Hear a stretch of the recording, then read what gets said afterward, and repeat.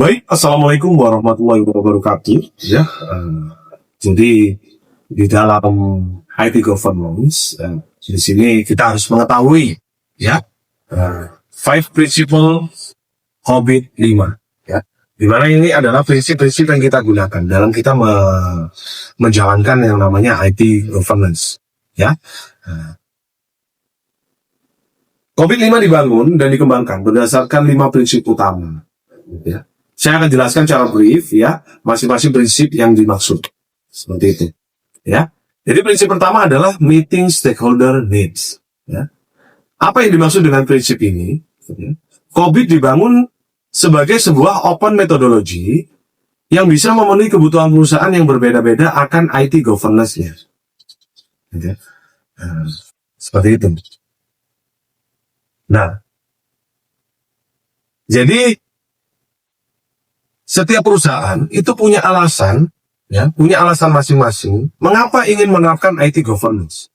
Ada yang ingin menerapkan IT governance karena baru saja membeli software atau perangkat lunak yang mengintegrasikan semua bisnis proses di dalam suatu bisnisnya, ya, seperti ERP, SCM ataupun CRM. Ya. Tapi ada juga yang ingin menerapkan IT governance semata-mata karena ingin meningkatkan transparansi dalam perusahaan tersebut. Ya. Ada juga ya menerapkan IT governance karena perusahaan itu baru saja mengakuisisi perusahaan lain atau baru saja merger dengan perusahaan yang lain, gitu ya. Ada pula yang ingin menerapkan IT governance ini untuk meningkatkan efisiensi perusahaan. Ada lagi yang ingin menerapkan IT governance agar pengendalian perusahaan menjadi lebih baik, gitu ya. Nah, terlepas dari kebutuhan yang berbeda-beda tersebut, COBIT menyediakan metodologi One Fit for All. Ya. Dalam arti kata, metodologi ini bisa dipergunakan untuk menyesuaikan atau memenuhi kebutuhan yang berbeda-beda tersebut. Di dalam prinsip COBIT 5, ya, COBIT 5 ini ada istilah goals cascading.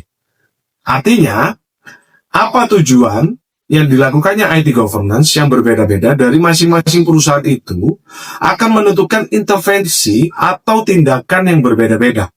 Ya. Nah, dalam metodologi COBIT 5 ini nanti itu akan diturunkan sehingga setiap perusahaan yang memiliki kebutuhan IT governance yang berbeda-beda atau unit tersebut dapat menggunakan best practice, ya, atau dalam hal ini good practice. Good practices ya dalam COBIT 5 ini yang sesuai dengan kebutuhannya.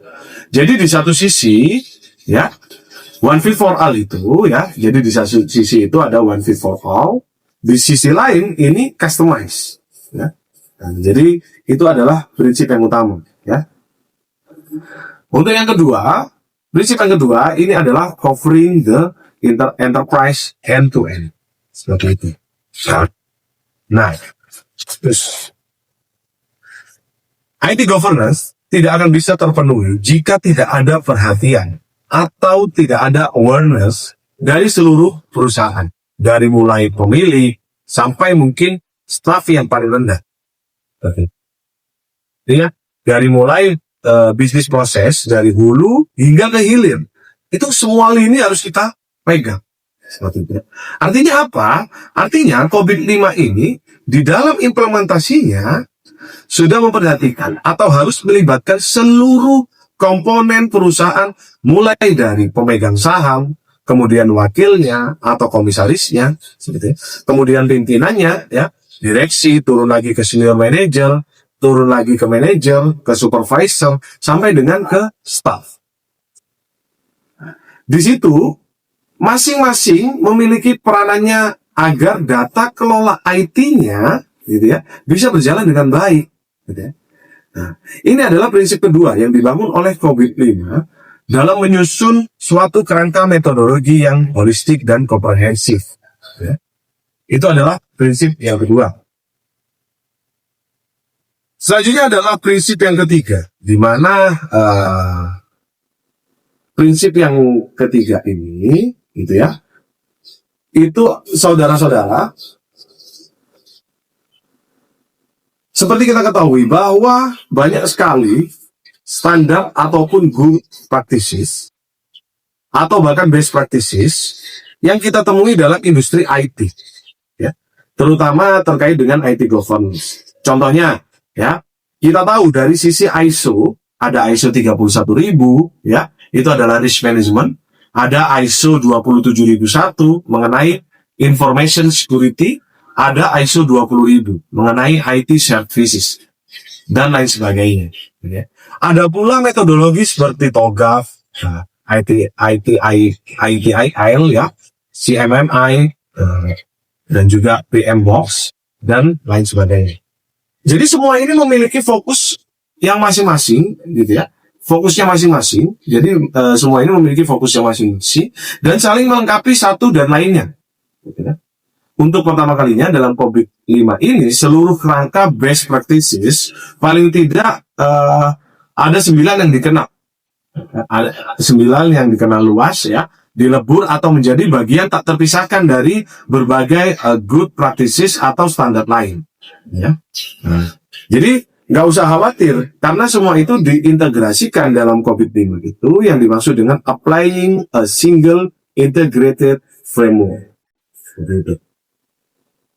Kemudian yang keempat. Yang keempat ini adalah enabling a holistic approach. Ya, enabling a holistic approach. Apa yang dimaksud di sini, saudara-saudara?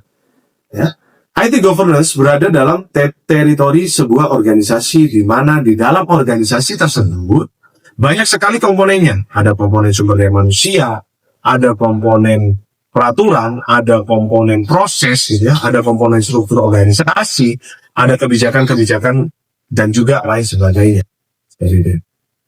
Semua ini saling berinteraksi. Ya. Jadi saling berinteraksi satu dengan lainnya. Ya. Jadi karena semuanya saling berinteraksi, ya, saling berhubungan dengan satu dan lainnya, mustahil sebuah IT governance itu akan berjalan dengan baik jika kita tidak melihat semua ini, ya, secara komprehensif, ya, atau secara holistik. Ya. Disinilah COVID-5 ini menawarkan suatu pendekatan yang holistik untuk memastikan bahwa IT governance yang diinginkan benar-benar terjadi. Benar-benar terjadi dengan baik, gitu ya. Maka dari itu, disinilah kita akan bisa melihat alignment antara bisnis dan IT secara sungguh-sungguh, ya. Nah, jadi kita bisa melihat alignment antara bisnis IT secara sungguh-sungguh dan kita masukkan di dalam suatu metodologi yang tidak hanya utuh atau holistik, tapi juga sistematis dan juga terukur, ya. Nah, yang terakhir. Ini adalah yang kelima, yang seringkali dipertukarkan atau disalahartikan orang, yaitu governance and management. Ya. Nah, dua istilah ini sering sekali saling berdampingan, tapi seringkali pula disalahartikan. Apa yang dimaksud dengan governance dan apa yang dimaksud dengan manajemen? COVID-5 ini merasa perlu untuk memisahkan dua hal ini. Mengapa? Ya, karena governance pada hakikatnya adalah untuk memastikan bahwa benar-benar tata kelola itu terjaga dengan baik dan manfaat dari information technology benar-benar melebihi dari cost yang dikeluarkan. Ya. Dengan kata lain, IT benar-benar memberikan value kepada bisnis atau organisasi yang memilikinya. Ya. Ya. Tapi dalam government ini tujuannya adalah memastikan dalam arti kata tidak ada hands-on-nya dalam konteks government. Tapi mereka menggunakan instrumen untuk melakukan evaluasi, ya, untuk melakukan direct dan melakukan monitoring. Makanya governance itu biasanya berada dalam domain evaluate, ya, di mana direct and monitor, gitu ya. Sementara manajemen berbeda dengan government. Ya, manajemen ini melakukan hal secara nyata atau menggunakan hand-on. Ya, mulai dari perencanaan, pengadaan, penerapan, pengawasan, penilaian dan sebagainya. Bisa kita ambil analogi seperti dalam suatu organisasi ada yang namanya SC, ada OC, ya. Jadi steering committee, organization committee, ya. Jadi steering committee ini bergerak dalam tatanan government, gitu ya. Memastikan bahwa semuanya berjalan dengan baik. Ya. Sementara manajemen berada dalam tatanan yang melakukan, gitu ya. Nah, jadi manajemen ini yang melakukan seperti itu ya, gitu ya. Nah, jadi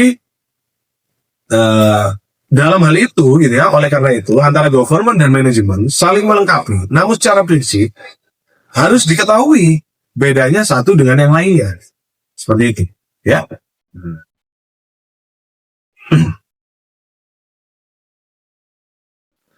Demikianlah 5 prinsip utama yang ada pada COVID-5.